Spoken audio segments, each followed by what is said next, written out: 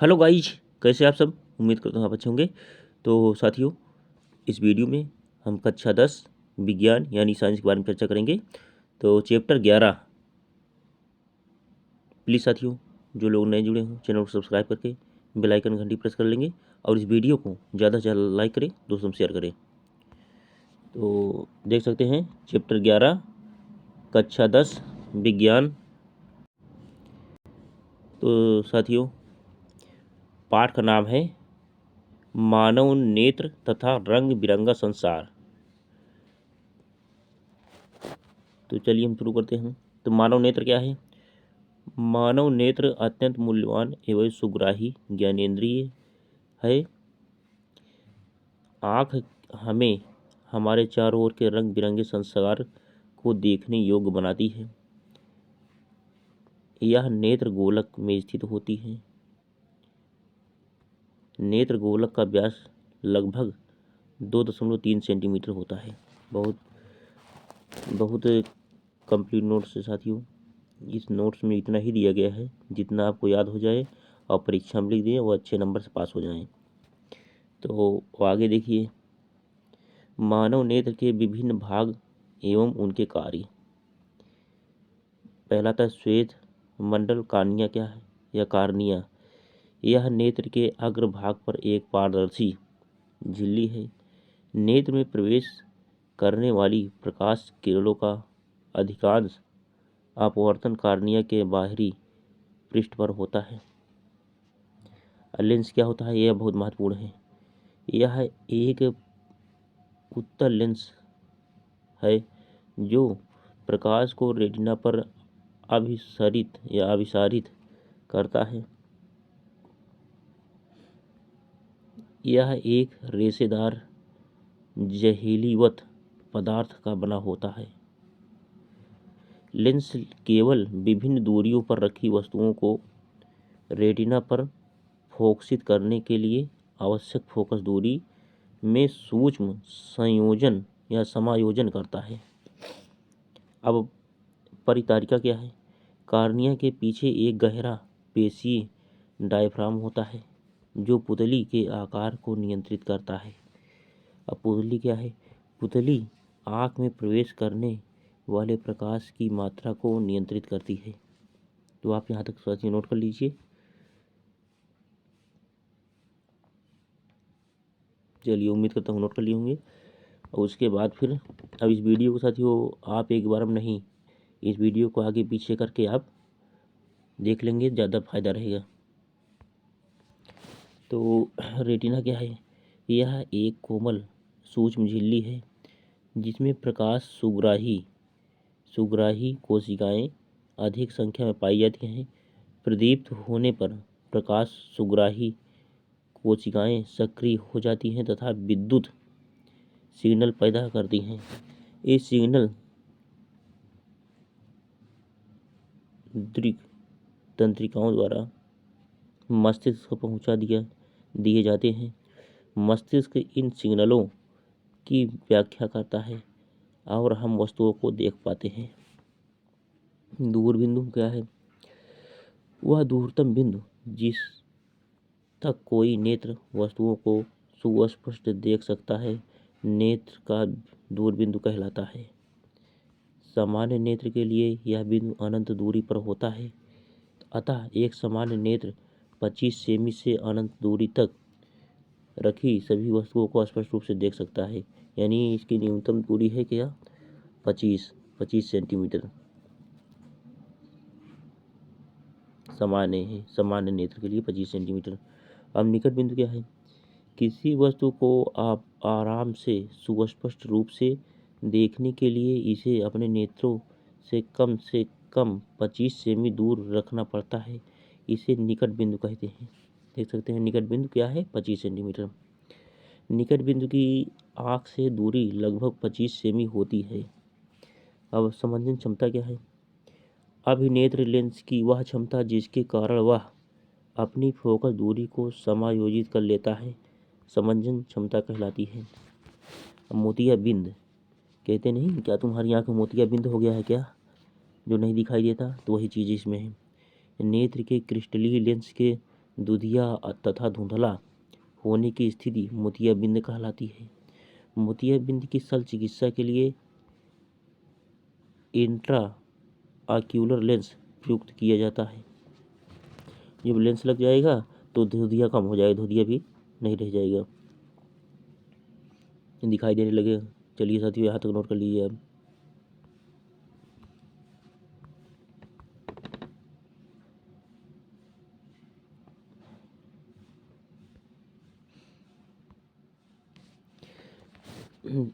देखा, दृष्टि दोष तथा उनका संशोधन। नेत्र में प्रमुख रूप से दृष्टि के 3 सामान्य अपवर्तन दोष होते हैं। नंबर 1 निकट दृष्टि दोष, नंबर 2 दीर्घ दृष्टि दोष, नंबर 3 जरा दृष्टि दोष। अब क्या है निकट दृष्टि दोष? क्या होता है? निकट दृष्टि दोष युक्त किसी व्यक्ति को निकट रखी वस्तुएं स्पष्ट दिखाई देती है, परंतु दूर रखी वस्तुओं को वह स्पष्ट रूप से नहीं देख पाता है। ऐसे दोष युक्त व्यक्ति को दूर बिंदु अनंत पर न हो नेत्र के पास आ जाता है। दोष उत्पन्न होने के कारण अभिनेत्र लेंस की वक्रता का अधिक होना, नेत्र गोलक का लंबा होना। उपाय, इस लेंस को किसी उपयुक्त क्षमता वाले अवतल लेंस का उपयोग करके संशोधित किया जाता है। साथियों, निकट के लिए जैसे निकट है, निकट दृष्टि दोष में कहते हैं कव लेंस प्रयुक्त किया जाता है।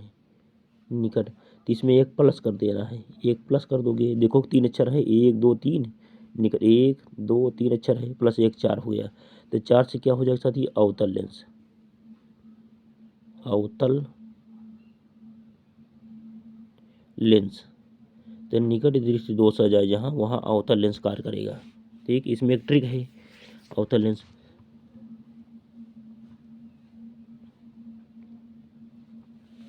चलिए नोट कर लीजिए इसको। उसके बाद देखो, दीर्घ दृष्टि दोष क्या है? दीर्घ दृष्टि दोष को दूर दृष्टि दोष भी कहते हैं। इससे ग्रसित व्यक्ति को दूर की वस्तुएं स्पष्ट दिखाई देती हैं, परंतु निकट की वस्तुओं को स्पष्ट रूप से देख सकता है, वस्तुओं को स्पष्ट रूप से देख सकता है। दोष उत्पन्न होने के कारण अभिनेत्र लेंस की फोकस दूरी ज़्यादा हो जाना, नेत्र गोलक का छोटा हो जाना। उपाय, इस दोष को उपयुक्त क्षमता के अभिसारी लेंस उत्तल लेंस का प्रयोग करके संशोधित किया जा सकता है। देख सकते हैं। चलिए अभी इसको बता देता हूँ। जैसे दूर दृष्टि है, दूर, अब इसमें भी एक ट्रिक है, प्लस 1 करो, 1 करो कितना? 1 2 3 हो गया, 3 से क्या हो गया? उत्तल लेंस, उत्तल लेंस, दोनों में प्लस 1 करना है, यानी 3 से उत्तल लेंस हो गया। चलिए यहाँ तक नोट कर लीजिए।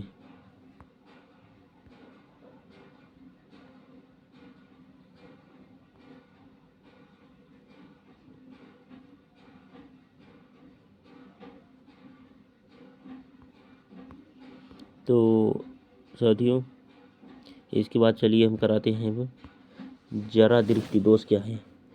जरा दृष्टि दोष है, इस दोष से ग्रसित व्यक्तियों को न तो निकट की वस्तुएं दिखाई स्पष्ट देती है और न ही दूर की वस्तुएं स्पष्ट दिखाई देती है। तो इस दोष को जरा दृष्टि दोष कहते हैं। जब दूर की नज़दीक की कुछ भी न दिखाई दे उसे जरा दृष्टि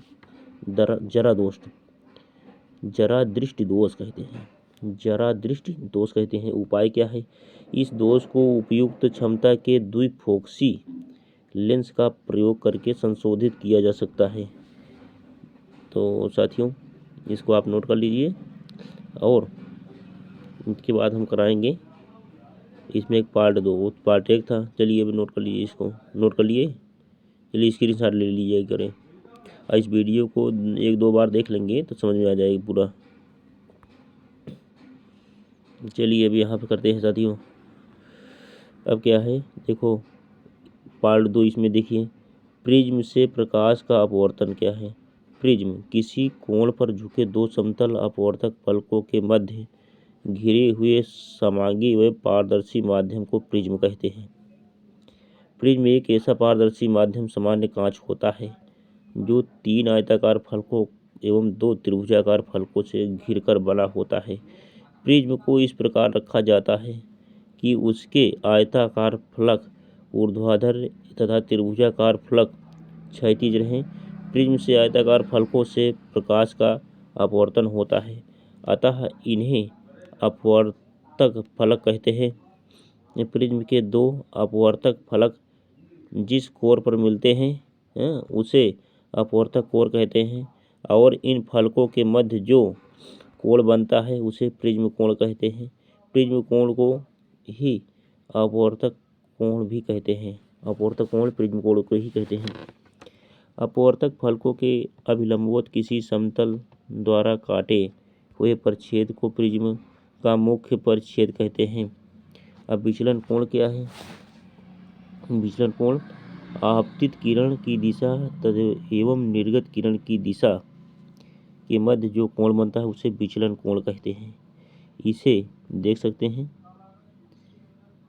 इसे प्रदर्शित करते हैं ऐसे,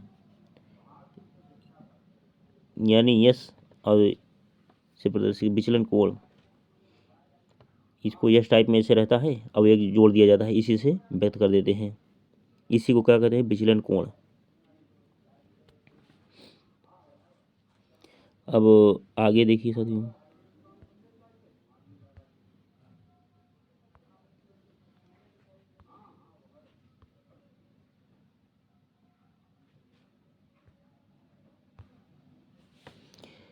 कांच के प्रिज्म द्वारा श्वेत प्रकाश का विक्षेपण, वर्ण विक्षेपण आता है इसमें।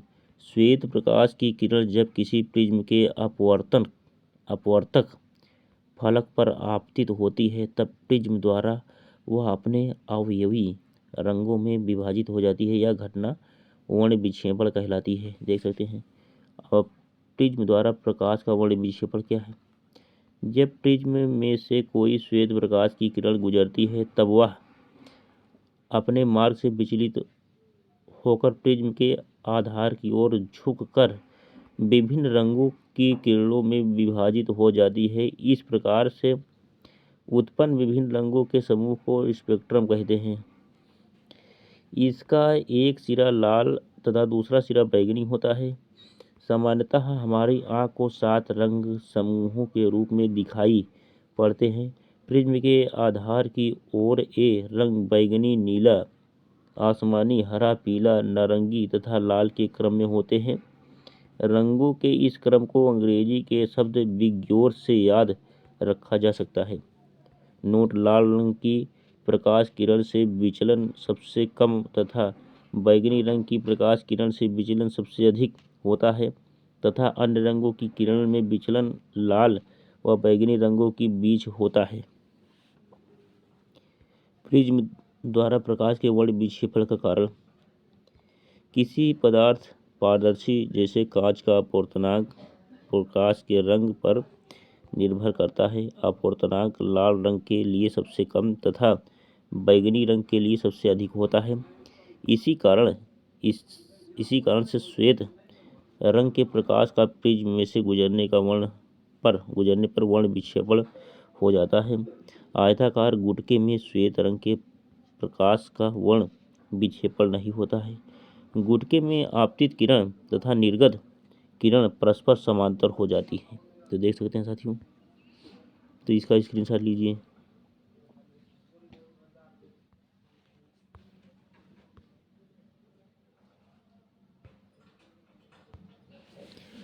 इंद्रधनुष क्या है? इंद्रधनुष वर्षा के पश्चात आकाश में जल के सूक्ष्म कणों में दिखाई देने वाला प्राकृतिक स्पेक्ट्रम है।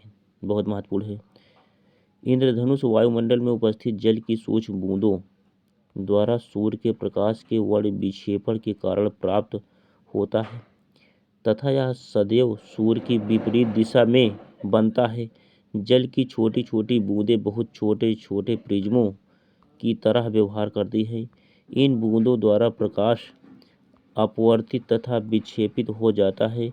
प्रकाश का आंतरिक परावर्तन हो जाता है तथा बूंद से बाहर निकलते समय प्रकाश पुनः अपवर्तित हो जाता है तथा प्रकाश के वर्ण विक्षेपण एवं आंतरिक परावर्तन के कारण निम्न वर्ण प्रेक्षकों के नेत्र तक पहुंच जाते हैं। तो यहाँ तक आप नोट कर लीजिए साथियों। उसके बाद हम चलिए खंड 3 यानी पार्ट 3 कराते हैं। चलिए पार्ट 3 देखिए। पार्ट 3 क्या है? पार्ट 3 तो वायुमंडलीय अपवर्तन क्या है? तो वायुमंडल एक पारदर्शी माध्यम का कार्य करता है जिसके कारण प्रकाश किरण का अपवर्तन हो जाता है। इस घटना को वायुमंडलीय अपवर्तन कहते हैं। वायुमंडलीय अपवर्तन के कारण वायुमंडल में उपस्थित गर्म वायु अपने ऊपर की ठंडी वायु की तुलना में हल्की होती है। भाई कोई चीज़ अगर गर्म है तो हल्का रहेगा, ठंडा है तो भारी रहेगा। इसके बाद तथा इसका अपवर्तनांक ठंडी वायु की अपेक्षा थोड़ा कम होता है। इस कारण से गर्म वायु में से होकर देखने पर वस्तु की आभासी स्थिति परिवर्तित होती रहती है। अब वायुमंडलीय वायुमंडलीय अपवर्तन के उदाहरण क्या है? तारों का टिमटिमाना। तारों से आने वाला प्रकाश हमारी आँख तक पहुँचने से पहले वायुमंडल से होकर गुजरता है। वायुमंडल की विभिन्न परतों का घनत्व अनियमित रूप से परिवर्तित होता रहता है। इस कारण से उनका अपवर्तनांक भी परिवर्तित होता रहता है। अपवर्तनांक परिवर्तन के कारण तारे से आने वाली किरणें लगातार अपना मार्ग बदलती रहती हैं तथा हमारी आँख तक पहुँचने वाले प्रकाश की मात्रा भी बदलती रहती है। इस कारण से तारे टिमटिमाते दिखाई देते हैं। अब आगे क्या है साथियों? ग्रहों का ना टिमटिमाना। ग्रहों का ना टिमटिमाना। तारों की अपेक्षा यह ग्रह पृथ्वी के अधिक पास होते हैं। इस कारण से उन्हें प्रकाश का बृहद स्रोत माना जा सकता है। अतः ग्रह को बिंदु आकारों के प्रकाश स्रोतों का संग्रह माना जा सकता है। सभी बिंदु साइज के प्रकाश स्रोतों से हमारे नेत्रों में प्रवेश करने वाले प्रकाश की कुल मात्रा में परिवर्तन का औसत मान शून्य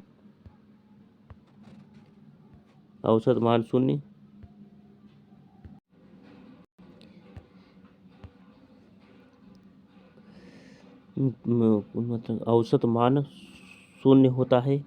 इस प्रकार ग्रह टिमटिमाते प्रतीत नहीं होते हैं। अब आगे चलिए साथियों।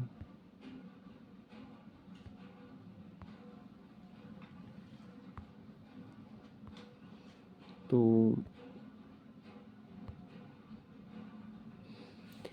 अब क्या है? अग्रिम सूर्योदय तथा विलंबित सूर्यास्त। वायुमंडलीय अपवर्तन के कारण सूर्य हमें वास्तविक सूर्योदय से लगभग 2 मिनट पहले से ही दिखाई देने लगता है तथा वास्तविक सूर्यास्त के लगभग 2 मिनट बाद तक भी दिखाई देता रहता है। इससे स्पष्ट है कि वास्तविक सूर्योदय व आभासी सूर्योदय के बीच का अंतर लगभग 2 मिनट है। इस घटना के कारण ही सूर्योदय तथा सूर्यास्त के समय सूर्य की चक्रिका कुछ चपटी प्रतीत होती है। अब प्रकाश का प्रकीर्णन। सूक्ष्म कणों के द्वारा प्रकाश को अवशोषित करके पुनः सभी संभव दिशाओं में फैलाने की घटना को प्रकाश का प्रकीर्णन कहते हैं। प्रकीर्णन की तीव्रता क्या है? प्रकाश के प्रकीर्णन की तीव्रता किरण की तरंगदैर्घ्य की चतुर्थ घात की व्युत्क्रमानुपाती होती है। माना तरंग की तरंगदैर्घ्य लैम्डा तथा प्रकीर्णन की तीव्रता IS हो तो IS यानी व्युत्क्रमानुपाती 1/λ4 यही है सूत्र साथियों। इसको आप नोट कर लीजिए। और इसके साथ ये पाठ पूरा हुआ।